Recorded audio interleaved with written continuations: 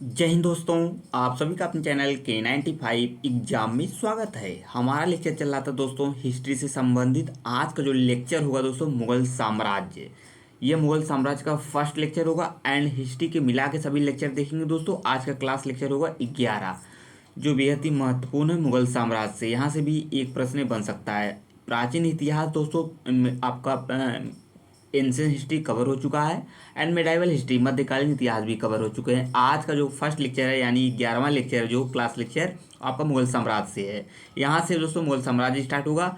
अभी तक जितनी पिछली कक्षाएं हुई हैं दोस्तों उसको जाइए बिल्कुल देखिए। हिस्ट्री के एंशियंट हिस्ट्री हुआ, मेडाइवल हिस्ट्री हुआ, प्राचीन इतिहास, मध्यकालीन इतिहास, ये दोनों कवर हो चुके हैं। प्ले लिस्ट में पड़ी हुई हैं हिस्ट्री के, तो वहाँ से आपको जाकर सर्च करके और सभी को कवर कर लेना है। आइए आज की स्टार्ट करते हैं आज का लेक्चर मुगल साम्राज्य। आप सभी मित्र वीडियो क्लास तक बने रहेंगे। इससे संबंधित जो भी महत्वपूर्ण फैक्ट होंगे UP triple S C PET exam 2023 exam के पॉइंट ऑफ व्यू से आइए आज के इस लेक्चर में कवर करते हैं। तो आप सभी मित्र वीडियो क्लास तक बने रहेंगे। आइए देखते हैं पहला लेक्चर। पहला लेक्चर बनेगा दोस्तों, पहला फैक्ट बनेगा एग्जाम के पॉइंट ऑफ व्यू से। बाबर का पूरा नाम, बाबर का पूरा नाम क्या था? जहीरुद्दीन मोहम्मद बाबर था। किसका? बाबर का पूरा नाम है दोस्तों। पानीपत का प्रथम युद्ध दोस्तों, पानीपत का प्रथम युद्ध कब लड़ा गया था? 21 अप्रैल। सन महत्वपूर्ण है, इसे स्टार कर लेंगे। 21 अप्रैल 1526 ईस्वी को बाबर तथा इब्राहिम लोदी के बीच हुआ था। कौन? आपका पानीपत का प्रथम युद्ध, फर्स्ट युद्ध लड़ा गया था बाबर एंड आपका बाबर एंड इब्राहिम लोदी के बीच। कब लड़ा गया था? 21 अप्रैल 1526 को। यह तथ्य महत्वपूर्ण है, इसे स्टार कर लेंगे आप सभी मित्र। 27 अप्रैल 1526 ईस्वी को दोस्तों, 27 अप्रैल 1526 को बाबर हुआ एंड बाबर ने अपने आप को बादशाह घोषित किया था। बाबर ने अपने आप को बादशाह घोषित कर भारत में मुगल साम्राज्य का नींव डाला था। किसने? बाबर ने। कब? 27 अप्रैल 1526 को। ये भी तथ्य महत्वपूर्ण है। आएंगे हम आगे बढ़ेंगे, अगला तथ्य देखेंगे दोस्तों। अगला तथ्य क्या बन रहा है? ये रहा दोस्तों आपका अगला तथ्य। अगला तथ्य क्या बनेगा? आइए हम लोग देखते हैं।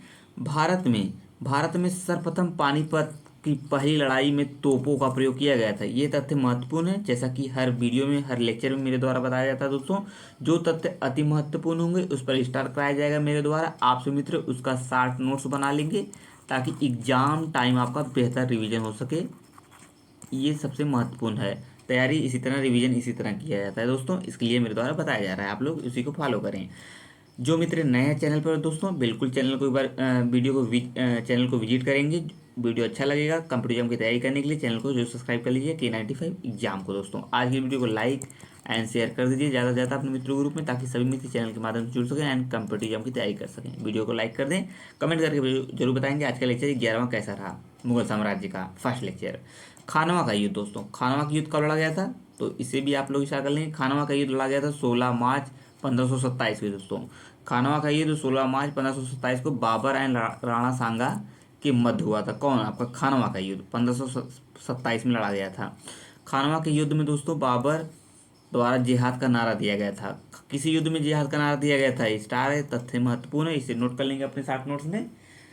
खानवा के युद्ध में बाबर द्वारा जिहाद का नारा दिया गया था। इसी युद्ध में दोस्तों राणा सांगा पराजित हुआ था। खानवा के युद्ध में, इसी युद्ध में विजय श्री मिलने के उपरांत बाबर ने गाजी, गाजी का मतलब क्या होता है दोस्तों? आइए हम लोग इसको देखते हैं। गाजी का मतलब क्या होता है, यहाँ से आइए समझते हैं। देखिए क्या कह रहा है। कह रहा है आपका इसी युद्ध में विजय श्री मिलने के उपरांत बाबर ने गाजी मतलब काफिरों को मारने वाला, गाजी का मतलब होता है दोस्तों काफिरों को मारने वाला, उपाधि धारण की थी। किसने? बाबर ने दोस्तों। ये भी तथ्य महत्वपूर्ण है। गाजी का मतलब होता है दोस्तों काफिरों को मारने वाला। घाघरा युद्ध कब लड़ा गया था? इसमें कुछ महत्वपूर्ण युद्ध है दोस्तों, तो इसको आप लोग एज ए नोट कर लेंगे अपने साथ नोट्स में, ताकि एग्जाम टाइम आपका बेहतर रिवीजन हो सके दोस्तों। महत्वपूर्ण इसमें युद्ध हैं, ठीक है। तो सभी युद्धों को आप लोग नोट करते हुए चलेंगे। घाघरा का युद्ध 1529 ईस्वी में लड़ा गया था। बाबर एंड महमूद लोदी के बीच के मध्य लड़ा हुआ था। इस युद्ध में बाबर ही विजयी हुआ था। किसने? बाबर ही विजयी हुआ था इसमें। किस युद्ध में क्या परिणाम निकल रहे हैं दोस्तों, इसको जानना बेहद ही आवश्यक है। कभी कभी एग्जाम में इनसे भी प्रश्न बन जाते हैं। बाबर बाबर का यह अंतिम युद्ध था। कौन था अंतिम युद्ध? तो घाघरा का युद्ध बाबर के लिए अंतिम युद्ध था। ये भी तथ्य महत्वपूर्ण पूछा जा सकता है कि बाबर का अंतिम युद्ध लड़ा था किसके बीच? तो घाघरा का युद्ध 1529 में बाबर और मोहम्मद लोदी के बीच, इसमें बाबर की विजयी हुआ था। आएंगे आगे बढ़ेंगे। अगला तथ्य रहा दोस्तों ये, आपका अगला तथ्य है अगला तथ्य बनेगा दोस्तों एग्जाम के पॉइंट ऑफ व्यू से, बाबर ने अपनी आत्मकथा तुजुक ए बाबरी या बाबरनामा, इनकी आत्मकथा क्या है, तुजुक ए बाबरी या बाबरनामा में जिन दो हिंदू राज्यों का उल्लेख किया है उनमें से एक विजयनगर एंड दूसरा मेवाड़ है। कौन कौन, फर्स्ट आपका विजयनगर है, फर्स्ट आपका विजयनगर एंड सेकेंड है आपका मेवाड़। ठीक है, इसे भी समझते हुए चलेंगे, महत्वपूर्ण है ये भी आपका। अकबर ने अब्दुल रहीम खाने खाना द्वारा बाबरनामा का फारसी भाषा में रूपांतरण किया था, किसके द्वारा, तो किसके द्वारा भैया, ये था आपका अब्दुल रहीम खाने खाना बाबरनामा का फारसी भाषा में अनुवाद करवाया था। 26 जून 1539 को चौसा का युद्ध लड़ा गया था, महत्वपूर्ण ये भी युद्ध है, अभी तक ये चौथा पांचवा युद्ध है दोस्तों। 26 जून 1539 को चौसा का युद्ध लड़ा गया था, जिसमें हुमायूं को शेरशाह से पराजित होना पड़ा था। किसे, हुमायूं को। इसी युद्ध में निजाम नामक भिस्ती ने हुमायूं की जान बचाई थी, किसने, निजाम ने। ये भी तथ्य समझते चलेंगे, आएंगे आगे हम लोग अगले तथ्य की तरफ बढ़ेंगे। अगला तथ्य बनेगा एग्जाम के पॉइंट ऑफ व्यू से क्या, आइए देखते हैं, ये भी युद्ध से संबंधित ही है। 17 मई 1540 ईस्वी को दोस्तों, महत्वपूर्ण तथ्य है, इसको भी नोट करते चलेंगे। 17 मई 1540 ईस्वी को कन्नौज या बिलग्राम के युद्ध में भी हुमायूं को शेरशाह से पराजित होना पड़ा था, हुमायूं को, और विवश होकर एक निर्वासित की भांति इधर उधर भटकना पड़ा था, किसे, हुमायूं को। और बिलग्राम का युद्ध या कन्नौज का युद्ध किसे कहते हैं, कन्नौज का युद्ध को ही बिलग्राम का युद्ध कहते हैं। ये कब लड़ा गया था, 17 मई 1540 में। जो डेट है दोस्तों महत्वपूर्ण है, 17 मई 1540 ईस्वी को। और 22 जून दोस्तों, 22 जून 1555 को सरहिंद का युद्ध लड़ा गया था। इसे भी आप लोग नोट कर लेंगे एज ए इट। जितने भी युद्ध लड़े जा रहे हैं दोस्तों सभी को आप लोग याद करके रहेंगे विद सन के साथ ही, क्योंकि युद्ध क्वेश्चन में पूछा गया है पुट वाले प्रश्नों में। 22 जून 1555 को सरहिंद का युद्ध लड़ा गया था। सरहिंद युद्ध की विजय ने हुमायूं को एक बार पुनः उसका खोया हुआ राज्य वापस दिला दिया था। इसमें जीता कौन था, हुमायूं जीता था। ये तथ्य महत्वपूर्ण है।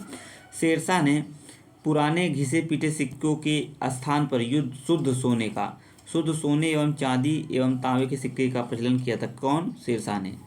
आएंगे आगे बढ़ेंगे, अगले तथ्य की तरफ मूव करेंगे दोस्तों। ये रहा अगला तथ्य क्या बनेगा, आएंगे आगे। शेरशाह ने शुद्ध चांदी का रुपया जो 178 ग्रेन का था तथा तांबे का दाम, शुद्ध चांदी का रुपया दोस्तों 178 ग्रेन का था, और तांबे को दाम कहते थे, उसका कितने ग्रेन का था, तो 380 ग्रेन का था, चलवाया था, किसने, शेरशाह सूरी ने। ये तथ्य अति महत्वपूर्ण हो, प्रश्न बना हुआ है, तो इसे आप लोग नोट कर लेंगे अपने 60 नोट्स में। रुपया और दाम की विनिमय दर कितना था, 1.64 था। ये भी तथ्य महत्वपूर्ण है, इसे भी आप लोग नोट कर लेंगे अपने 60 नोट्स में, ताकि एग्जाम टाइम आपका बेहतर रिवीजन हो सके। आएंगे आगे। हाजी बेगम ने अपने पति हुमायूं के मकबरे का निर्माण दिल्ली के दीनपनाह में 1565-72 में करवाया था, किसने, हाजी बेगम ने। ये भी तथ्य समझते हुए चलेंगे, आएंगे आगे। जो मित्र नए चैनल पर दोस्तों, एक बार चैनल को जरूर विजिट करें, वीडियो को फुल वॉच करें। सभी यूपी ट्रिपल पेट एग्जाम से संबंधित दोस्तों, यूपी ट्रिपल पेट एग्जाम 2023 की तैयारी कराने के संपूर्ण सिलेबस के अकॉर्डिंग दोस्तों, यूपी ट्रिपल पेट एग्जाम के सिलेबस के अकॉर्डिंग सभी टॉपिक वाइज तैयारी कराई जा रही है, साथ में महत्वपूर्ण प्रश्नों को साथ। तो एक बार चैनल को जरूर विजिट करें, और वीडियो अच्छा लगे तो चैनल को जरूर सब्सक्राइब कर लेंगे K95 एग्जाम को, और बेल आइकन को भी अवश्य ऑन कर देंगे, ताकि नई नई वीडियो का नोटिफिकेशन आपके पास पहुंचता रहे। सभी सब्जेक्टों की तैयारी कराई जा रही है, आप लोग एक बार चैनल को जाइए विजिट करिए। शेरशाह सूरी ने मारवाड़ के युद्ध में राजपूतों के शौर्य पराक्रम से प्रभावित होकर कहा कि मात्र एक मुट्ठी बाजरे के चक्कर में मैंने अपना साम्राज्य खो दिया होता। ये कथन चर्चित है, तो इसे आप लोग स्टार कर लीजिए।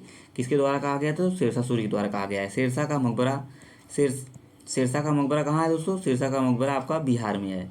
शेरशाह का मकबरा बिहार के शाहाबाद के सासाराम नामक स्थान पर एक तालाब के बीच ऊंचे चबूतरे पर बना हुआ है। शेरशाह का मकबरा बिहार के।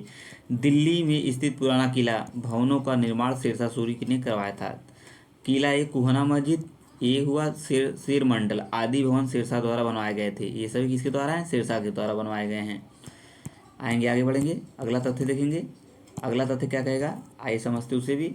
ये रहा आपका अगला तथ्य है कृषकों की मदद के लिए शेरशाह ने पट्टा एंड कबूलियत, किसकी मदद के लिए, किसको की मतलब किसानों की मदद के लिए शेरशाह ने पट्टा एंड कबूलियत की व्यवस्था प्रारंभ की थी। महत्वपूर्ण तथा इसे भी समझते हुए चलेंगे, पट्टा एंड कबूलियत की प्रथा किसने लागू की थी, तो शेरशाह सूरी ने की थी।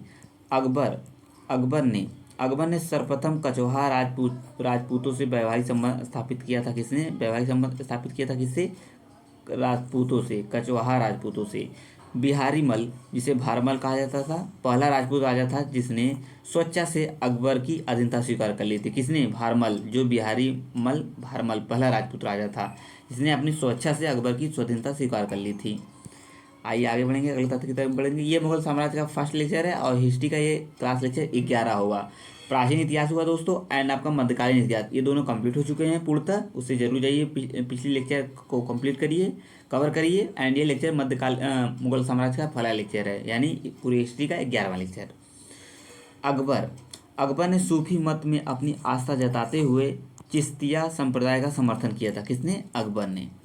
महम अंगा के पुत्र अधम खां को 1562 ईस्वी में अकबर ने स्वयं मारा था, क्योंकि उसने अकबर के प्रधानमंत्री आतगा खां की हत्या कर दी थी। इसी की वजह से उसे मारा था।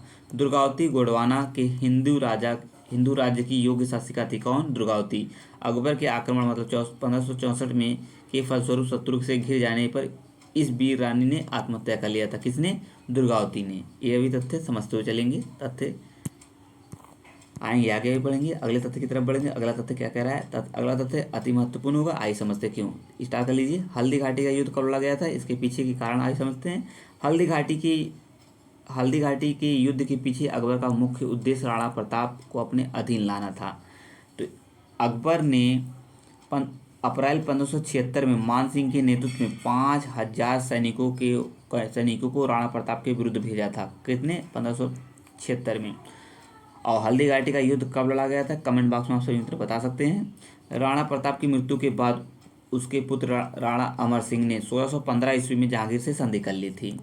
आएंगे, आगे बढ़ेंगे, अगला तथ्य देखेंगे, ये आपके सामने अगला तथ्य दोस्तों। अगला तथ्य, मुगल शासन व्यवस्था को स्थापित करने का श्रेय अकबर को ही जाता है। अपनी उदार धार्मिक नीति के अंतर्गत अकबर ने 1562 ईस्वी में दास प्रथा 1562 में दोस्तों दास प्रथा अकबर ने 1562 ईस्वी में दास प्रथा एंड 1563 ईस्वी में तीर्थ यात्रा कर तथा 1564 ईस्वी में जजिया कर समाप्त कर दिया गया था। ये तीनों डेट यानी तीनों सन अति महत्वपूर्ण होगा।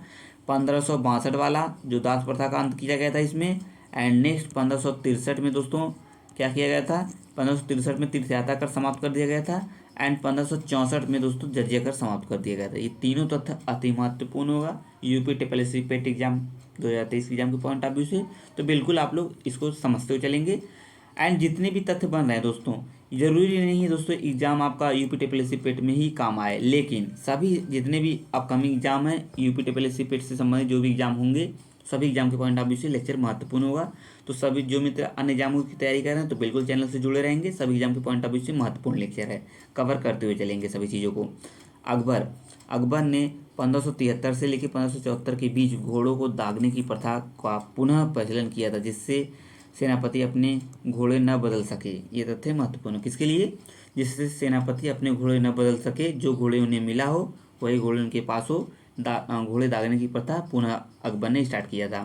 1575 ईस्वी में दोस्तों अकबर ने मनसबदारी प्रथा व्यवस्था के आधार पर सैनिक संगठन किया था। किसके आधार पर, मनसबदारी प्रथा के आधार पर।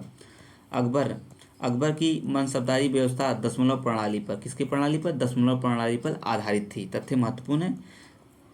मनसबदारी प्रथा किसने आरंभ किया था, तो अकबर ने। किसकी व्यवस्था पर आधारित है, तो ये दशमलव प्रणाली पर आधारित है। मुगल मनसबदारी प्रणाली मध्य एशिया से ली गई थी। कहाँ से, मध्य एशिया से। तथ्य महत्वपूर्ण है, इसे इंपॉर्टेंट कर लेंगे। कहाँ से ली गई थी, मध्य एशिया से। आएंगे, आगे बढ़ेंगे, आइए इसे समझने जो भी महत्वपूर्ण तथ्य बने अगला देखते हैं। अगला तथ्य बनेगा, मुगल बादशाह अकबर ने मनसबदारी व्यवस्था ने अपने शासनकाल के 19वें वर्ष यानी प्रारंभ किया था मनसबदारी व्यवस्था को। कब, 19वें वर्ष, ठीक है। तो आएंगे आगे, अगला तथ्य है, अकबर के शासनकाल में भू राजस्व वसूली के लिए जाब्ती प्रणाली का प्रचलन हुआ था। किसके कौन सी प्रणाली का, जाब्ती प्रणाली का, भू राजस्व वसूली के लिए। आइए आगे कुछ महत्वपूर्ण तथ्य देखते हैं दोस्तों। अगला तथ्य बनेगा, क्या बनेगा, आइए उसे भी देखते हैं। अगला तथ्य है दोस्तों आपके सामने, अगला तथ्य होगा दोस्तों, एक तरफ आपका मुगल शासकों के वास्तविक नाम और उनकी उपाधियां होगा। एक तरफ शासक होंगे एंड दूसरी तरफ उसकी उपाधियां होंगी। बाबर का उपाधि है दोस्तों पादशाह, मिर्जा, गाजी। ये 3 उपाधि हैं बाबर के, पादशाह, मिर्जा, उपाधि। गाजी बहुत प्रचलित है, काफिरों को मारने वाला, जैसा कि अभी हमने ऊपर देखा है, ये तथ्य महत्वपूर्ण है। हुमायूं का नाम है, हुमायूं की उपाधि है नासुद्दीन महमूद। एंड अकबर का जलालुद्दीन मोहम्मद अकबर बादशाह गाजी के नाम से जाना जाता था अकबर। जहांगीर का है नसरुद्दीन नूरुद्दीन मोहम्मद जहांगीर बादशाह गाजी। ये होगा जहांगीर का नाम। शाहजहाँ का आइए देखते हैं दोस्तों। शाहजहाँ का हो जाएगा आपका क्या है, शाहजहाँ का है आपका अबुल मुजफ्फर शहाबुद्दीन मोहम्मद साहिब किरण साहनी। औरंगजेब का है दोस्तों अबुल मुजफ्फर मुहद्दीन मोहम्मद औरंगजेब बहादुर आलमगीर बादशाह गाजी के नाम से जाना जाता था आपका औरंगजेब। मोहम्मद मुअज्जम, ये बहादुर शाह। मोइनुद्दीन जहांदार शाह। अजीउद्दीन आलमगीर शाह, आलमगीर द्वितीय, ये किसकी उपाधि है, अजीउद्दीन की। एंड अगला है दोस्तों, अगला बनेगा आपका अली गौहर का शाह आलम द्वितीय, रफ़ी दौला का शाहजहाँ द्वितीय एंड रोशन अख्तर का मोहम्मद शाह। ये सभी की उपाधियाँ हो गई। इसमें ऊपर से 2-3 बहुत चर्चित थे, तो आप लोग वहाँ से नोट करते हुए चलेंगे। आइए आगे बढ़ेंगे। अगला तथ्य बनेगा अकबर ने अपने शासन के 24वें वर्ष यानी 1580 ईस्वी में आईने दहसाला, जिसे हम टोडरमल बंदोबस्त के नाम से जानते हैं, नामक नई कर प्रणाली को शुरू किया था। कर के मुगल कालीन व्यवस्था को स्थायी स्वरूप प्रदान किया था किसने, अकबर ने। एंड इस प्रणाली का वास्तविक प्रणेता टोडरमल था। इसी कारण इसे टोडरमल बंदोबस्ता भी कहते हैं, इसी के नाम पर ही जाना गया है। अकबर कालीन भू राजस्व व्यवस्था की दहसाला पद्धति को बंदोबस्त व्यवस्था के नाम से भी जाना जाता है, किसे, दहसाला पद्धति को। कुछ तथ्य महत्वपूर्ण है मुगल साम्राज्य से, तो आप लोग एज ए नोट करते चलेंगे। जो मेरे द्वारा तथ्य आप लोग को स्टार कराए जा रहे हैं, ताकि आपको सहूलियत हो जाए। और भी जो संपूर्ण लेक्चर तो मेरे द्वारा प्रोवाइड कराए जा रहे हैं, उसमें भी आपको गिने चुने जो तथ्य महत्वपूर्ण है उस पर स्टार कराए चले जा रहे हैं, उसी का शॉर्ट नोट्स बनवाया जा रहा है, ताकि एग्जाम टाइम आपका बेहतर रिवीजन हो सके दोस्तों। तो इस चीज़ को आप लोग फॉलो करेंगे, इतना ही आप लोग केवल एग्जाम टाइम पढ़ लेंगे तो सबसे अच्छा नंबर आएगा दोस्तों। जहांगीर के समकालीन मोहसिन फ़ानी को ने अपनी रचना दबिस्तान ए मजाहिब में पहली बार दीन इलाही का स्वतंत्र धर्म के रूप में उल्लेख किया था। ये तथ्य महत्वपूर्ण है, किसमें, दीन इलाही धर्म का स्वतंत्र धर्म का उल्लेख किया था, किसमें, दबिस्तान ए मजाहिब में। तुर्की सुल्तान का महल इतना सुंदर है कि पर्सी ब्राउन ने इसे स्थापत्य की कला का मोती कहा था। महत्वपूर्ण ये तथ्य स्टार कर लेंगे। तुर्की सुल्ताना का महल इतना सुंदर है कि पर्सी ब्राउन ने उसे स्थापत्य कला का मोती कहा था। अकबर ने 1582 ईस्वी में तौहीद ए इलाही या दीन ए इलाही की स्थापना की थी, किसने, अकबर ने। कब, 1582 ईस्वी में। सभी को समझते चलेंगे, इलाही, ये तथ्य महत्वपूर्ण है।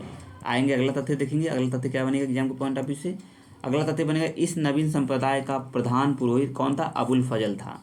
हिंदुओं में केवल बीरबल इसे स्वीकार किया था, तो इससे आप लोग जानते रहेंगे केवल एक ही हिंदू थे, यानी हिंदुओं में केवल बीरबल ही था जो इसे स्वीकार किया था, इस संप्रदाय को। आएंगे मुगल कालीन साहित्य देखेंगे दोस्तों, जो भी एक तरफ ग्रंथ होंगे एक तरफ उसके लेखक होंगे। यहाँ से एक तथ्य बन सकता है एग्जाम के पॉइंट ऑफ व्यू से, ये तथ्य महत्वपूर्ण होगा, इसे आप लोग इंपॉर्टेंट कर लीजिए, यहाँ से एक तथ्य बन सकता है।